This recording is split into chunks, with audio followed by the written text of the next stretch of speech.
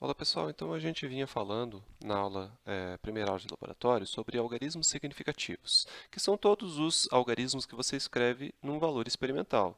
Então, por exemplo, se eu tiver um valor experimental que representa um comprimento L, que você mediu a partir de, sei lá, uma trena ou uma régua, e ele for de 3,78 centímetros.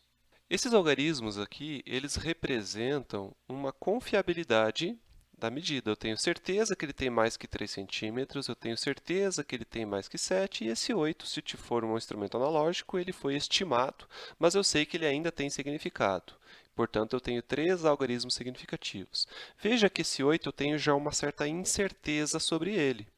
Se eu estiver falando de um instrumento analógico, você vai ter que, meio que no olhômetro, tentar determinar mais ou menos em que altura entre os 7, 0, entre o sétimo milímetro e o oitavo milímetro eu estou. Então, neste caso, ele está mais perto dos 8 milímetros do que dos 7 milímetros. Então, você estima isso. Mas essa estimativa, como a própria palavra diz, ela não é 100% garantida. Eu tenho uma certa incerteza sobre o 8. Então, se eu não tenho certeza sobre o 8, o quanto este 8 pode estar errado?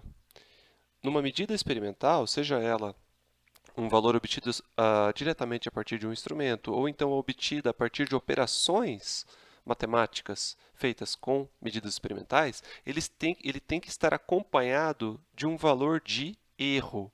O erro não é o quanto você errou, e sim o quanto esta medida pode estar errado, ou seja, o quanto eu posso acreditar nela.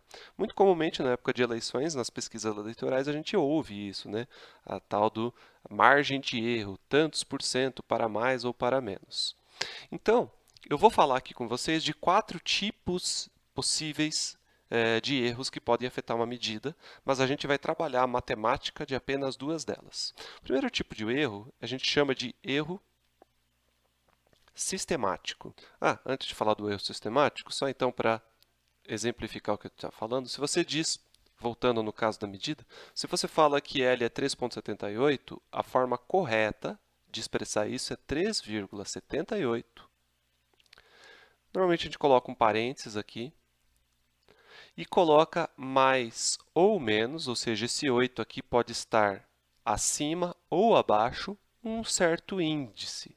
E este índice aqui vai mudar vai depender de que instrumento eu obtive essa medida, vai depender quais operações matemáticas você executou com as medidas para encontrar este valor e assim por diante. Então, se eu digo, por exemplo, vou chutar aqui, tá? Sem obedecer nenhuma regra, que isso aqui é de 0,03, eu estou falando que isso aqui pode ser 0,78, 0,79 e até 3,78, 3,79 e até mesmo 3,80. Mas também pode ser para menos. Pode ser 3,78, 3,77 e 3,76.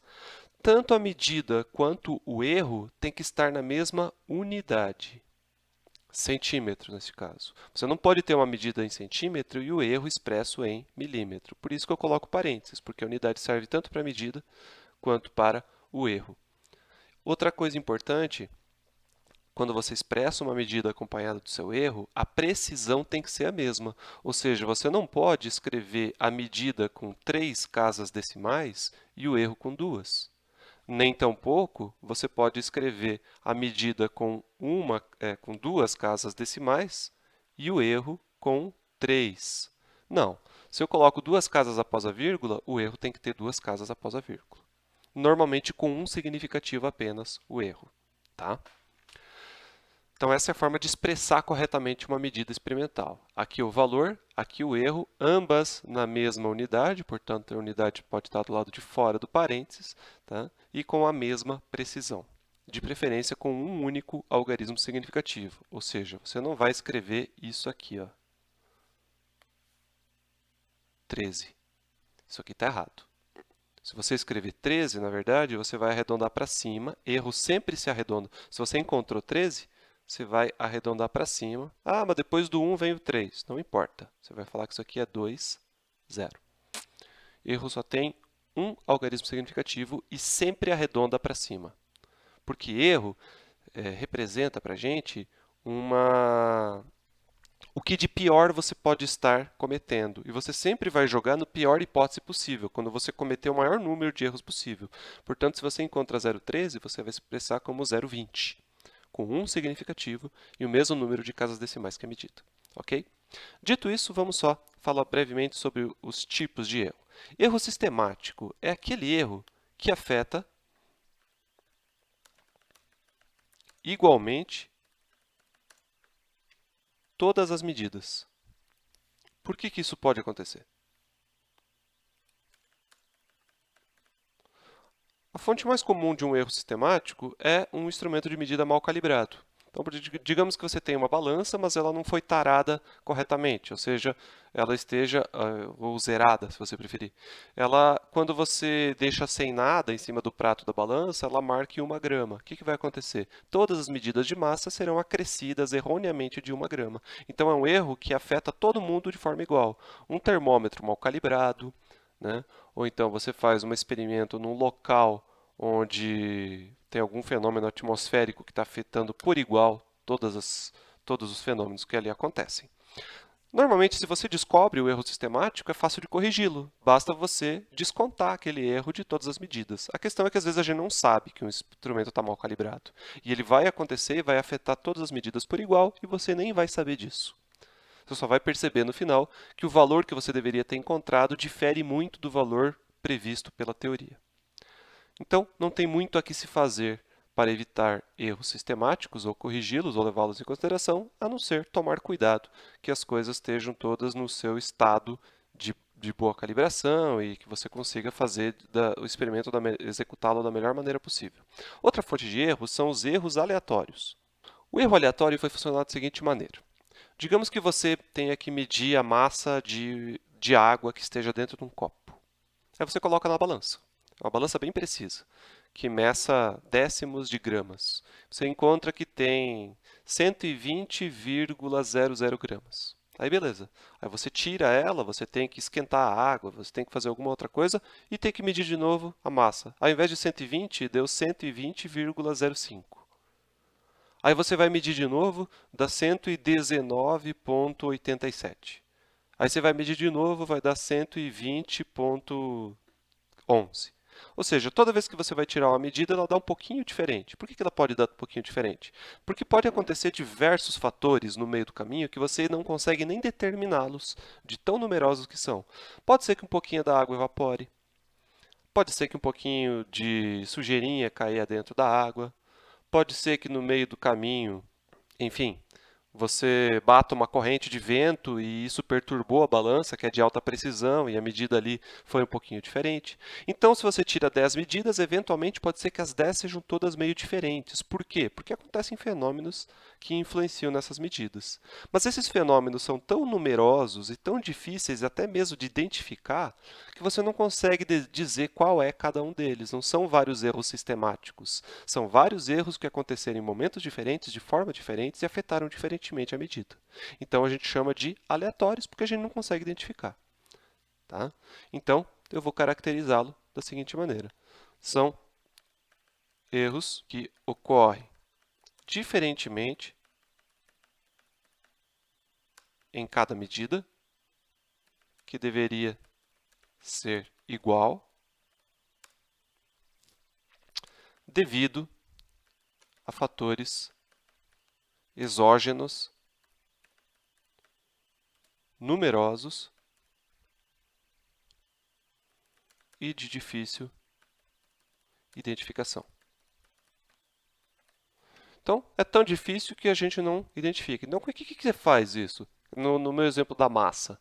Você tem várias massas, várias medidas de uma mesma massa, que deveriam ser todas iguais, mas não são. Qual que é a melhor medida possível? Qual que é o melhor valor experimental possível para essa massa? A média. Então, se você tirou 10 vezes a mesma massa, todas um pouquinho diferentes, a média é o melhor valor possível para você representar a massa. E o erro? Quanto de confiabilidade você tem daquele valor, que é a média? É o famoso desvio padrão que vocês aprendem lá na aula de probabilidade estatística. Eu não vou dizer aqui o que é desvio padrão, tá? A gente não vai usar isso agora, mas basicamente, quando você faz uma média, e essa média é obtida a partir de 10 valores, o desvio da média para cada um dos valores, elevado ao quadrado, você toma a média dessas diferenças, ou seja, é a média do desvio para a média, e depois coloca dentro de uma raiz quadrada, isso é o desvio padrão, que vai ser a própria medida de erro aleatório. Tá? Agora os dois que a gente vai focar aqui nessa aula. Erro de escala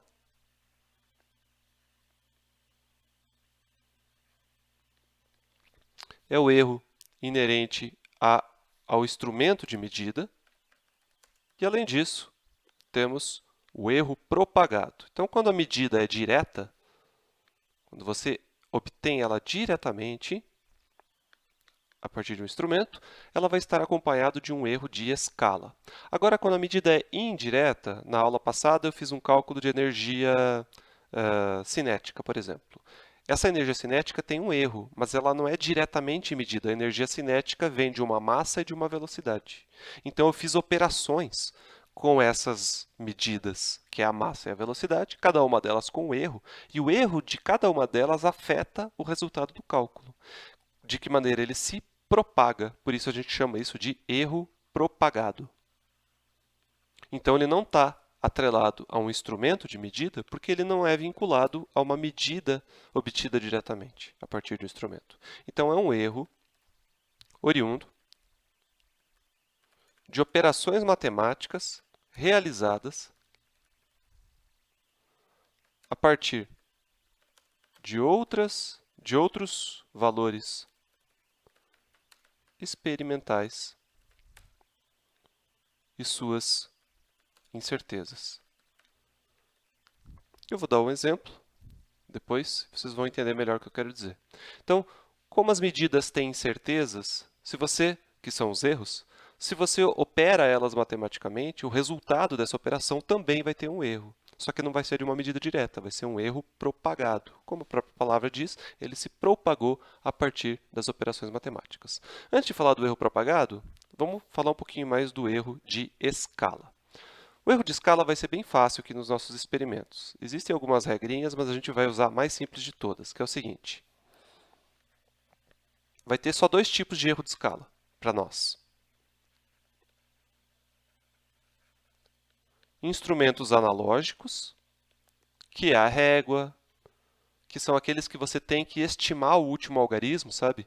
Quanto é o erro? É a metade da precisão. Então, vamos voltar para a aula anterior, quando eu mostrei essa reguinha aqui, ó, que eu desenhei. E aqui eu tinha escrito algumas possibilidades de medida. Vamos pegar só uma delas.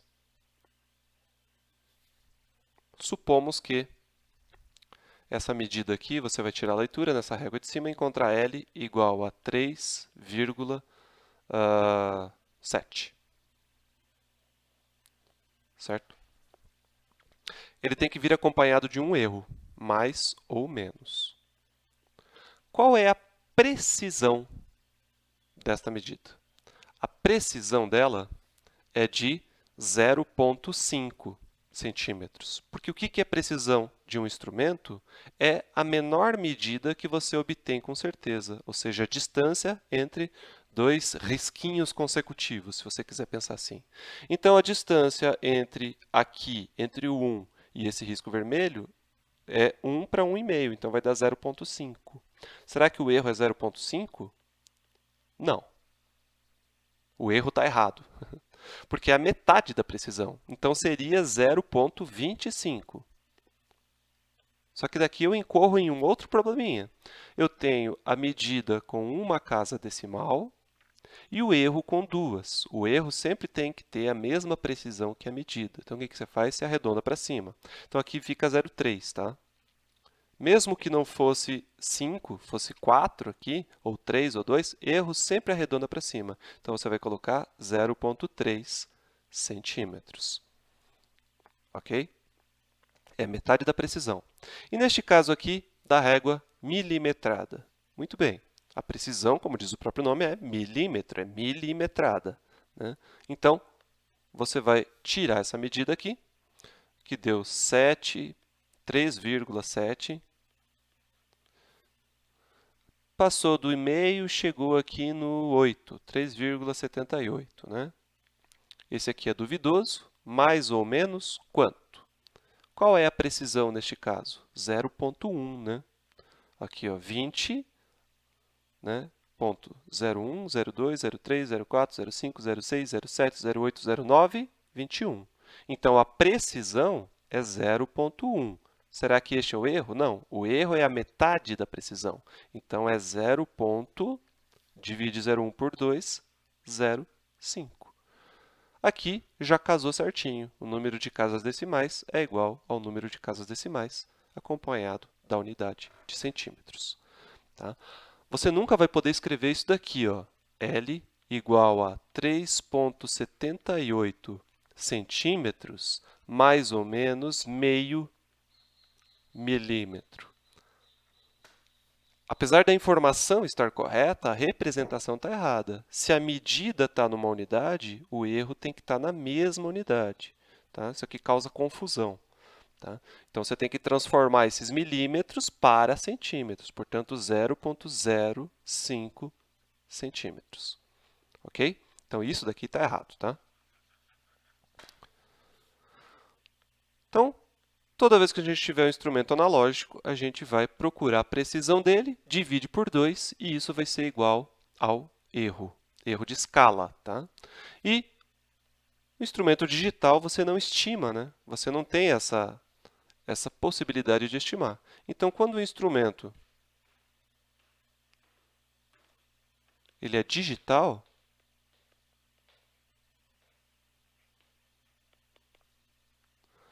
o erro é a precisão, porque você não tem essa possibilidade de estimar. Então, o erro é igual à precisão. Então, digamos que você tem um mostrador digital, por exemplo, você tem um cronômetro aí do teu celular, você cronometrou alguma coisa e apareceu aqui 12,35 segundos. Então, o ΔT que você mediu, o número de significativos é tudo que aparece no mostrador.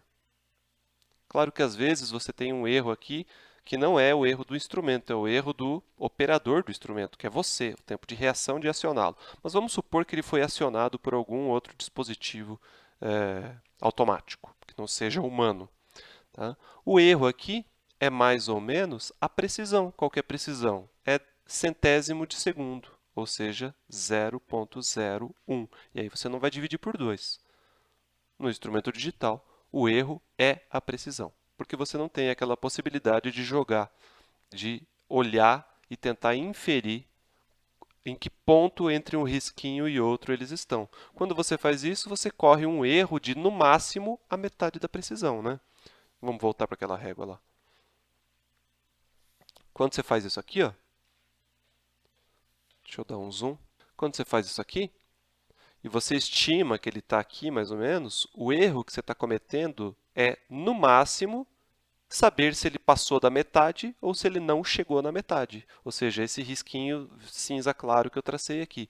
Então, este é o maior erro que você é capaz de cometer. Às vezes é até superestimado, né? Porque aqui está óbvio que ele não vai chegar para cima de 3,79, mas a gente joga aí então como meio milímetro, porque você tem condição de dizer se ele chegou na metade ou não, por isso é a metade da precisão. No digital é a própria precisão, ok? E aí, chegamos no erro propagado. O erro propagado, como eu falei, vai funcionar o seguinte. Digamos que você tenha, vamos voltar lá na questão do L, que foi uma medida aí de, sei lá,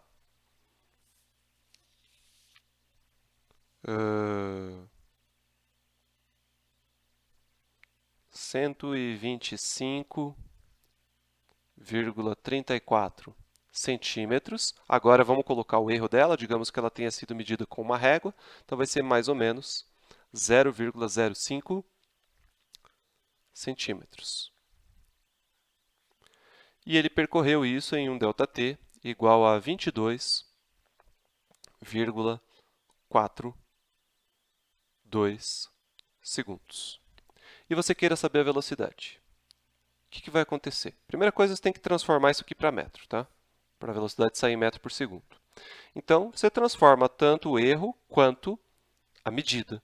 Então, em metros, você tem que dividir por 100, né? Então, vai dar 1,2534, mais ou menos, coloca 2 zeros, 0,0, mais 2 zeros, 5 metros.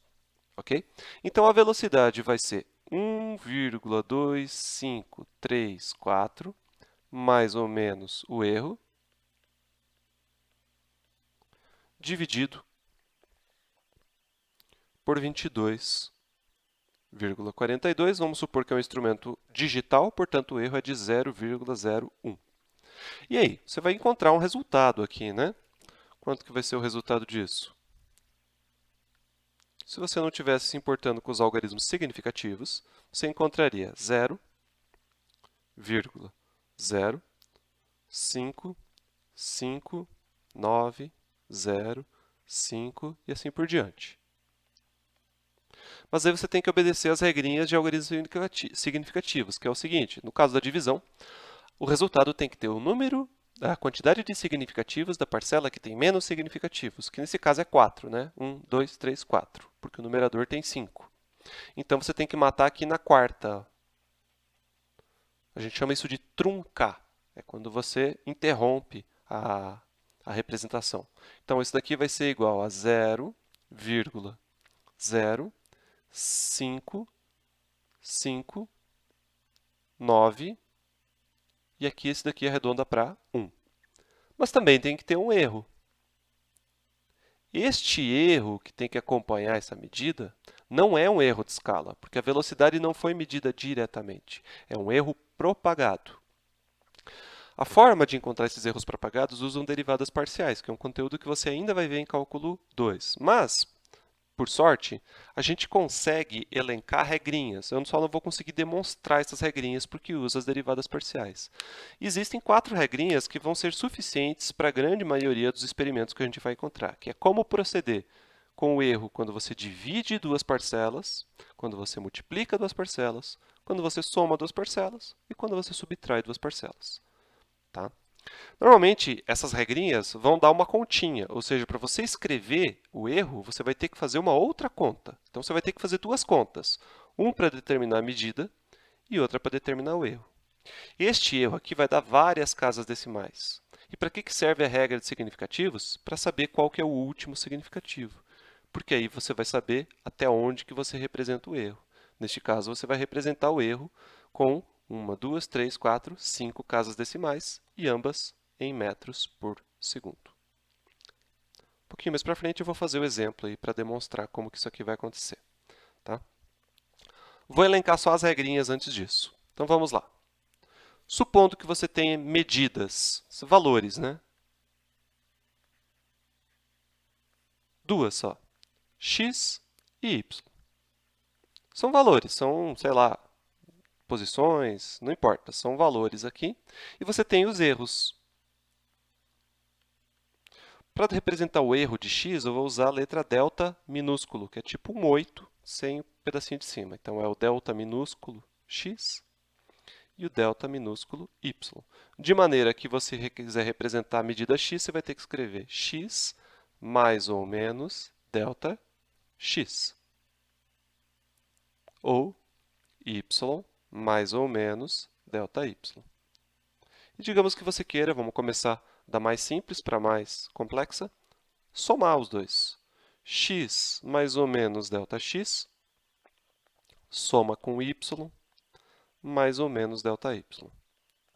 A medida simplesmente vai ser a soma. E o erro, opa, aqui não é mais ou menos, desculpa, só mais, né?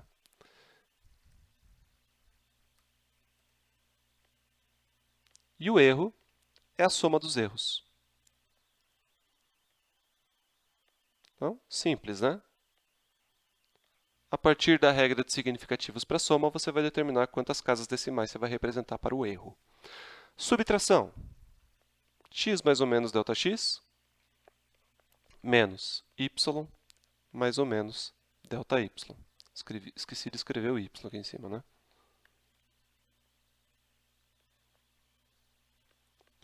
Aí você poderia pensar ingenuamente, a medida é a subtração, obviamente, e o erro é a subtração dos erros, será? Não. Faz sentido que fosse, né? Parece meio óbvio, mas não é. Por quê? À medida que você opera matematicamente quantidades imprecisas, a imprecisão sempre aumenta. É igual quando você tenta melhorar alguma coisa, aquela coisa sempre piora, tá? Então, quanto mais conta, quanto mais cálculo você faz com medidas imprecisas, mais impreciso vai ficando o resultado. Então, não tem nenhuma possibilidade de um erro subtrair o outro. Tá? Então, isso aqui está errado. Erro sempre se soma. Portanto, a mesma regra da soma vale para a subtração. A medida não é igual, mas os erros são iguais. Ok? Então, lembre disso. Erro sempre aumenta. Erro sempre para cima. Multiplicação. X mais ou menos ΔX somado, multiplicado por y mais ou menos ΔY. Aqui a regrinha é um pouquinho mais interessante. Então, a medida, obviamente, é x vezes y. E o erro você vai ter que fazer uma continha, que é assim, ó. O módulo da medida x, o valor absoluto, por quê? A gente não pode correr o risco de ter um valor negativo, x ser um valor negativo, e ele aparecer aqui como sendo algo negativo e acabar subtraindo o erro sempre para cima. Então, a gente usa o módulo. Vezes a medida y, vezes o erro da medida y, mais o módulo da medida y, vezes o erro da medida x. Tá? Eu não vou justificar porque tem essas regrinhas, como eu falei. Tá? Se alguém de vocês quiser saber, eu posso falar no atendimento, mas não vou cobrar que vocês saibam. Então, lembre desses módulos para não correr o risco de, ou do y ou do x ser valores negativos e acabar diminuindo o erro total. E aí você vai ter a regra da divisão. X, mais ou menos, um erro associado, dividido por y, mais ou menos, um erro associado. Isso aqui vai ser igual. A medida, obviamente, vai ser x sobre y. E o erro dessa medida? Vai ser bem parecido com o caso da multiplicação. Módulo de x, erro de y, módulo de y, erro de x. Só que tudo isso dividido pelo denominador y ao quadrado. Ok? Por fim, nós temos aqui o caso onde eu tenho uma quantidade x acompanhada do seu erro elevado a uma potência, seja qual for, x ao quadrado, x ao cubo, até mesmo raiz quadrada de x, porque quando eu tenho a raiz quadrada de x, esse n é igual a 1 sobre 2. Quando você tem essa operação, você pega o n, multiplica pela medida, a medida é x elevado a n, né? E o erro dela que é isso, é o n multiplicado pela medida x elevado ao expoente de n menos 1, que multiplica o erro da medida x. Tá? E o caso mais simples de todos, só para constar, quando você tem uma constante qualquer, número 2, número π, não importa, você tem uma constante que multiplica a medida x acompanhada do seu erro. Isso daqui vai ser igual a c vezes x mais ou menos c vezes o erro de x. Ou seja, a constante multiplica tanto a medida quanto o seu erro. Ou divide também. Tá? Se for uma divisão, acontece a mesma coisa. Beleza, gente? Então, vamos agora para um exemplo. Então, digamos o seguinte. Você mediu a massa experimentalmente de alguma coisa, de um carrinho, sei lá, de algum objeto que depois vai entrar em movimento. E a massa foi obtida a partir de uma balança de precisão analógica e o valor que você mediu foi 24,32 gramas, onde o 2 é o último algarismo significativo, que é o duvidoso. Você mediu também a distância que este objeto percorreu. Digamos que você mediu a distância percorrida por este objeto e mediu com uma régua, tá? Então, a precisão da régua, a gente sabe, é de 0,1 centímetros. Então, você, por exemplo, mediu 145,8, mas daí tem aquela questão de poder estimar mais um algarismo, né? Centímetros. Então, isso daqui é balança analógica, isso aqui é régua.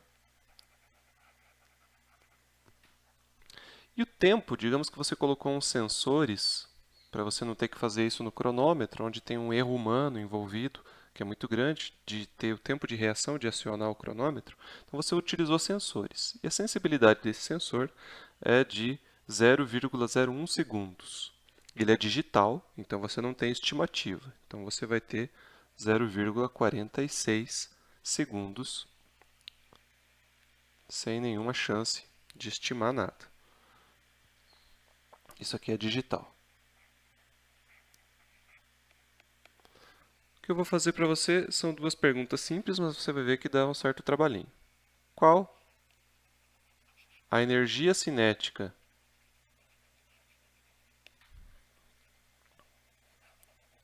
do objeto, supondo que ele atingiu velocidade constante, tá? Ele não foi acelerado,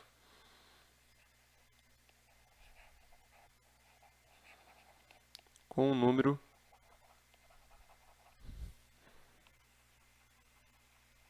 adequado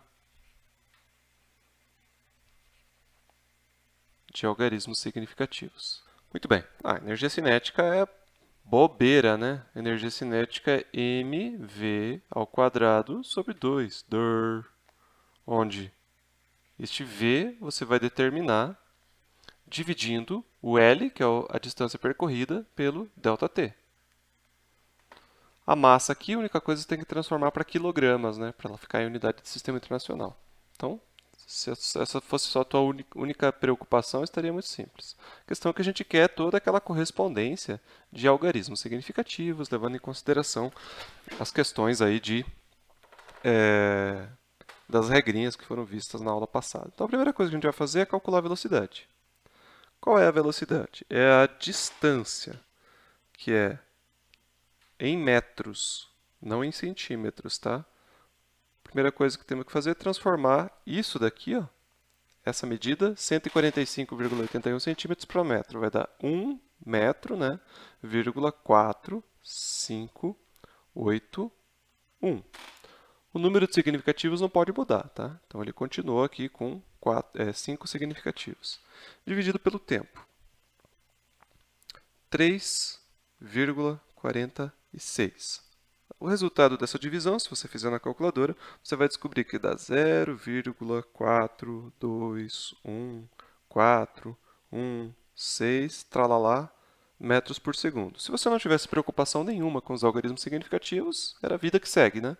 A questão é, nós temos, então a gente não pode pensar que essa velocidade é todos esses algarismos.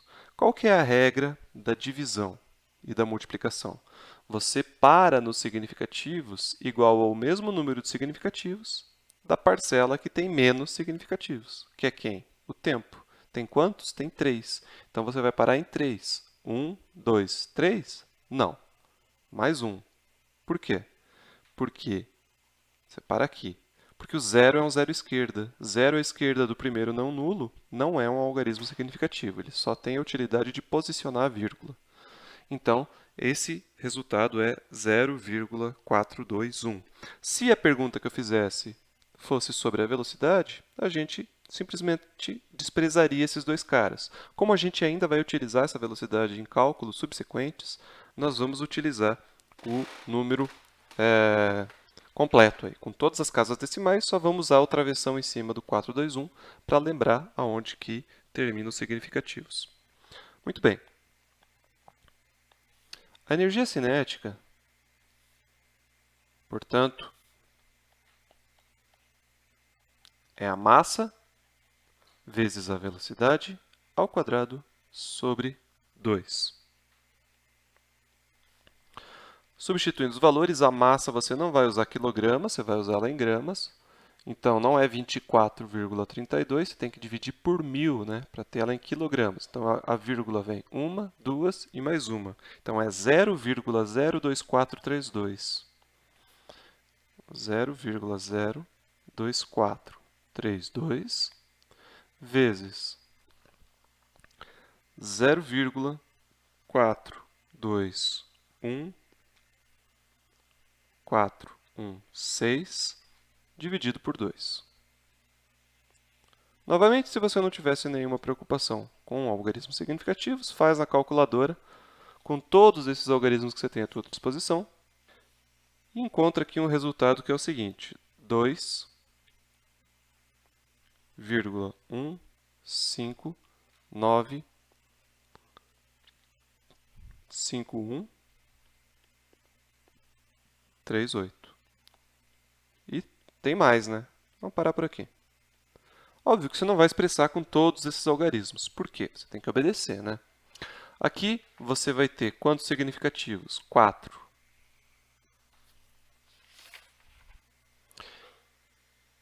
E aqui, na verdade eu escrevi todos, mas a gente parou no 1, né? A gente só vai usar todos para fazer a conta, mas sempre lembrando que isso aqui para no 1, portanto são 3 significativos. Isso aqui está ao quadrado.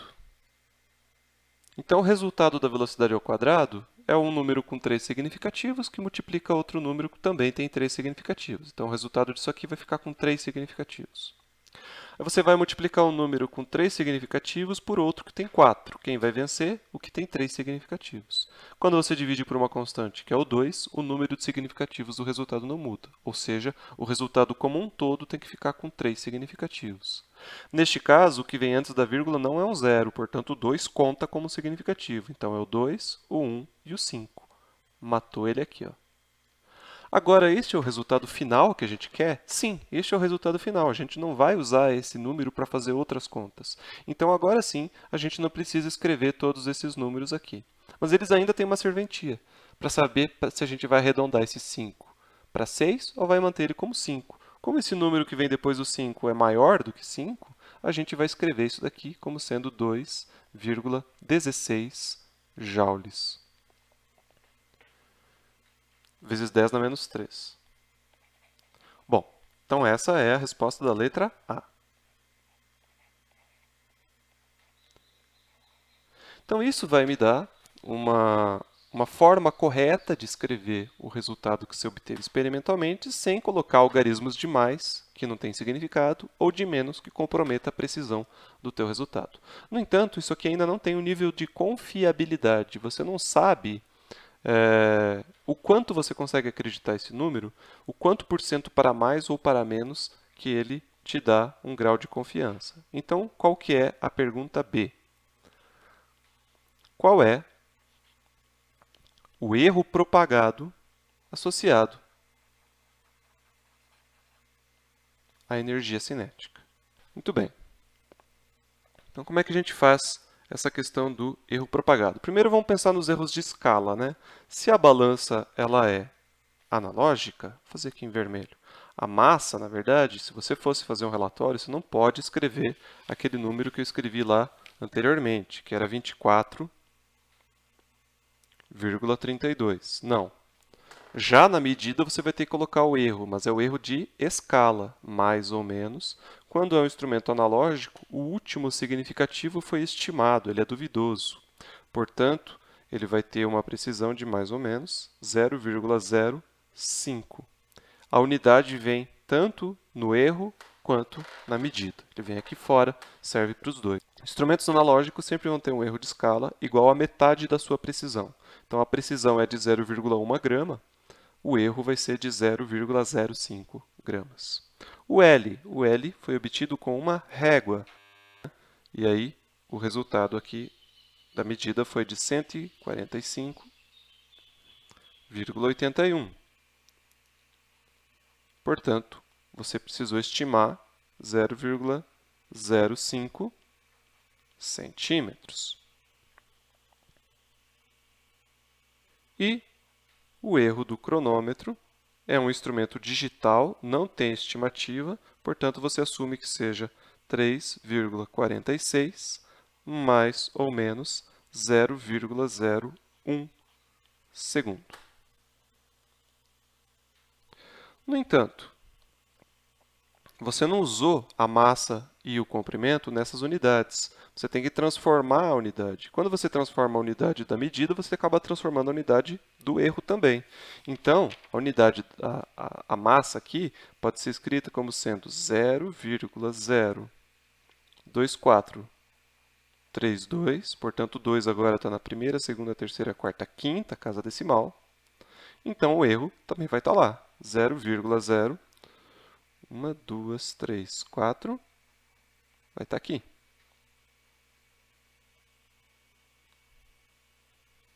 Então, sempre se lembre, o erro ele nunca vai poder ser mais preciso do que a medida. Eu não posso ter aqui 5 casas decimais e 6 casas decimais para o erro.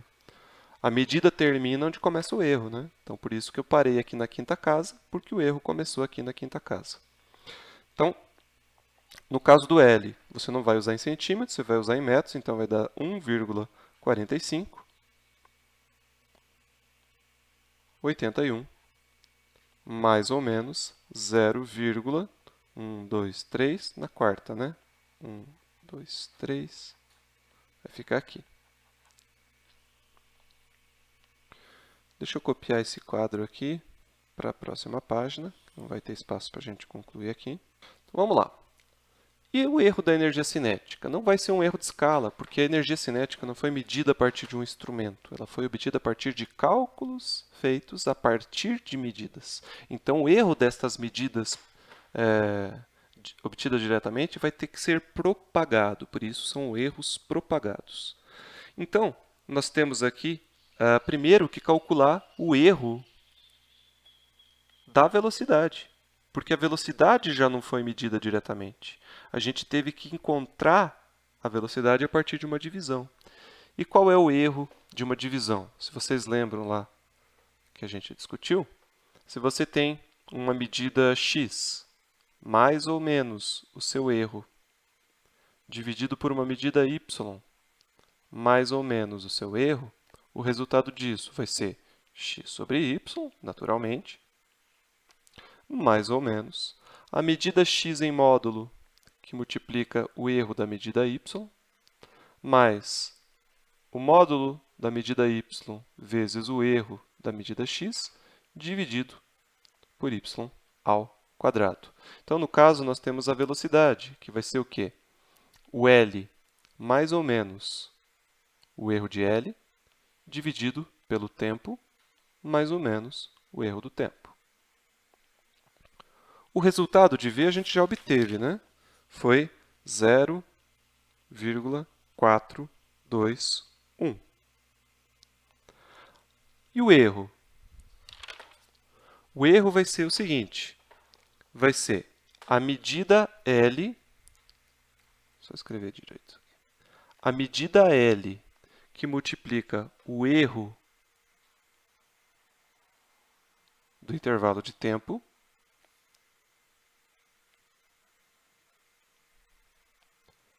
mais o valor do intervalo de tempo vezes o erro da medida L,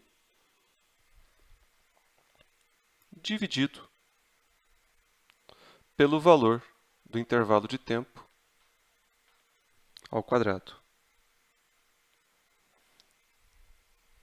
Então, o erro da velocidade, eu falei que era chatinho, lembra?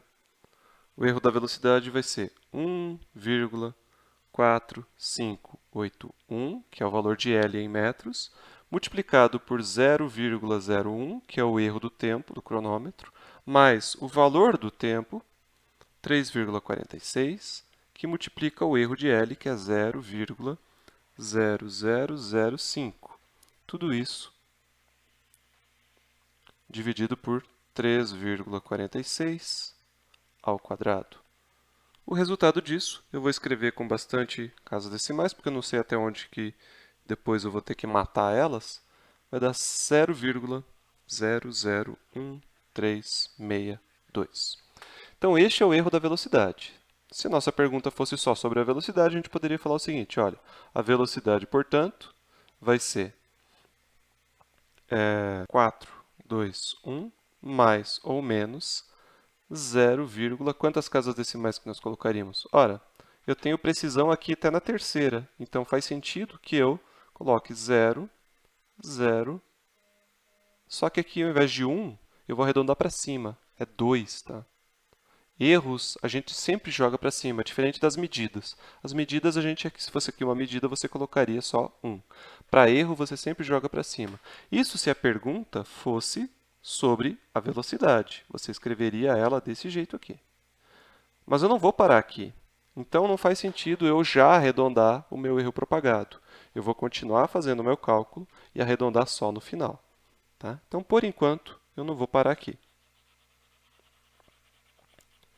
A gente quer saber a energia cinética, né? Então, deixa eu escrever aqui na outra página. A nossa velocidade. Vou repetir a massa. Vai ser igual a... Qual era o valor de massa mesmo? 0,02432, mais ou menos 0,00001, 2, 3, 4, 5 quilogramas. E a velocidade, essa a gente teve que calcular, deu 0,421, mais ou menos 0,001362. Então, lembre-se, eu só estou escrevendo assim com tantas casas decimais o meu erro propagado porque eu vou utilizar ele para outra coisa, senão eu teria que parar aqui nessa casa decimal. Ele tem que sempre tem que ter a mesma precisão da medida. A energia cinética é mv² sobre 2, certo? Então, a primeira coisa que a gente tem que fazer é calcular o erro do v ao quadrado, para depois calcular o erro dele multiplicado por m. Então, o erro de v ao quadrado, a gente viu na aula anterior, é o erro de uma potência, né? Vai ser 2 vezes a velocidade vezes o erro da própria velocidade. Lembra? Na verdade, eu fiz assim, ó, o erro de x elevado a n. Isso aqui era igual a n vezes x elevado a n menos 1, que multiplica o erro de x. Aqui, no caso, n é igual a 2. Tudo bem?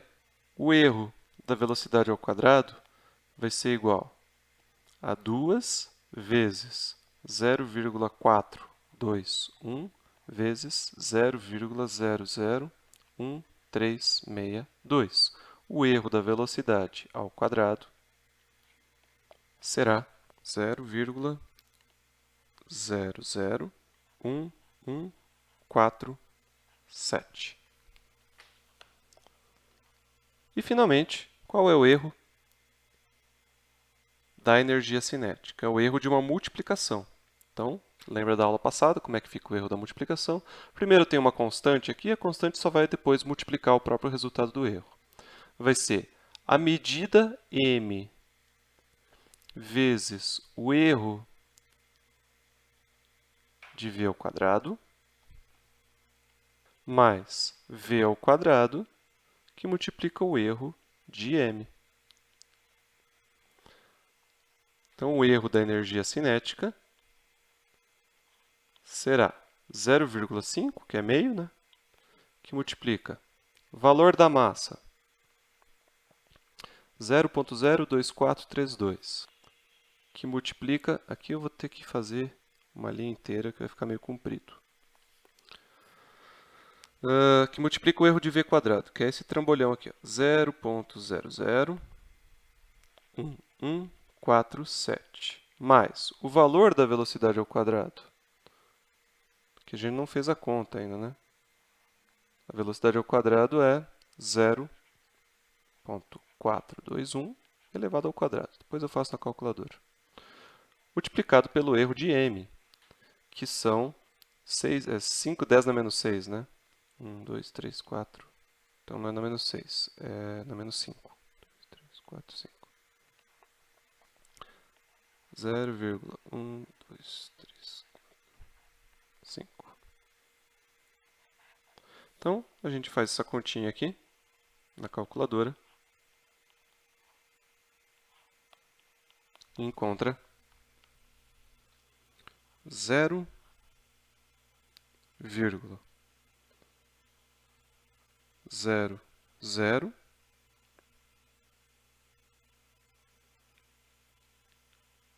mais zeros. Na verdade, eu vou escrever diferente. Vou escrever na potência de 10 na menos 3, porque daí ele fica com a mesma potência da medida, que também era 10 na menos 3. Daí vai ficar mais fácil da gente poder relacionar.